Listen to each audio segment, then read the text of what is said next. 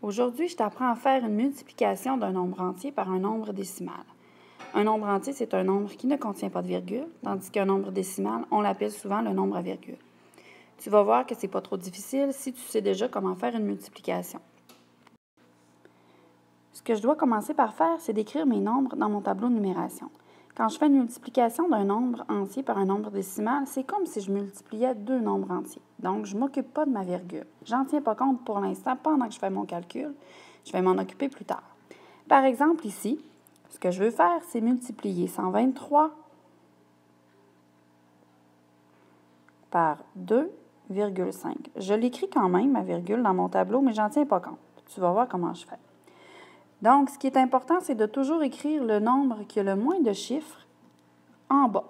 Mon plus gros nombre, je le mets en haut. Donc, 123, j'ai 3 chiffres, je le mets en haut.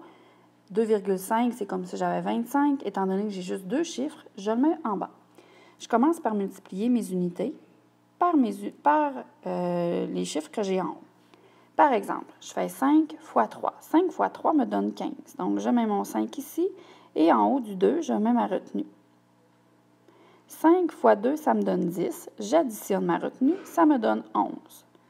Donc, encore ici, je vais avoir une retenue à aller placer. Je la place dans la colonne des centaines. Je suis rendue à multiplier mon 5 par mon chiffre des centaines. Donc, 5 fois 1, 5, plus 1, ça me donne 6. Ce que je te suggère fortement de faire, c'est de barrer, une fois que tu as tout multiplié, c'est de barrer tes retenues pour ne pas les réutiliser. Comme ça, si tu en places une autre, ben tu ne seras pas mêlé à cause de ça. Donc, ce que je fais ensuite, je suis rendue dans la colonne des dizaines ici. Donc, ce que ça signifie, c'est que ma réponse, je vais devoir l'écrire dans la colonne des dizaines. Souvent, ce que les élèves font, c'est qu'ils se trompent et ils viennent l'écrire dans la colonne des unités. Ce que je te suggère de faire, c'est de mettre un 0 ici. Comme ça, tu vas tout de suite l'écrire à la bonne place quand tu vas commencer à multiplier. Donc, je prends mon 2 que je multiplie par... Je recommence comme tout à l'heure, en fait. Donc, avec les unités, les dizaines et les centaines en haut. Je fais 2 fois 3, ça me donne 6. J'écris mon 6 ici. 2 fois 2, ça me donne 4. Et 2 fois 1, ça me donne 2. J'additionne le tout comme dans une multiplication régulière.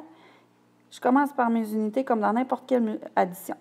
5 plus 0, ça me donne 5. 1 plus 6, ça me donne 7. 6 plus 4, ça me donne 10. Donc, je mets mon 0 ici. Ma retenue s'en vient là. Et 1 plus 2, ça me donne 3.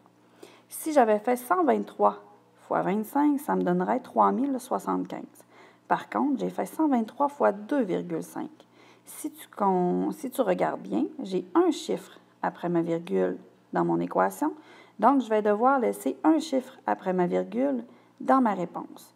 Ce qui veut dire que je viens placer ma virgule ici. Alors, à la fin, mon résultat de 123 fois 2,5 est de 307,5. Je t'en fais un autre. Donc, je viens multiplier 273 fois 1,9. C'est comme si je multipliais 273 fois 19. Donc, je vais commencer avec mon chiffre qui est dans la colonne des unités, celui qui est en bas, donc le 9. Je le multiplie par chaque chiffre de la rangée au-dessus. Je commence. Donc, 9 fois 3 me donne 27. J'écris mon 7 ici. Je mets mon 2 en retenue. 9 fois 7 me donne 63. Et j'ajoute le 2 qui était en retenue, ce qui me donne 65. Je mets mon 5 ici. Je vais placer mon 6 en retenue. 9 fois 2 me donne 18. 18 plus 6 me donne 24. Donc, je l'écris comme ça ici. Tu te rappelles tout à l'heure, je te disais de barrer tes retenues une fois qu'elles étaient utilisées.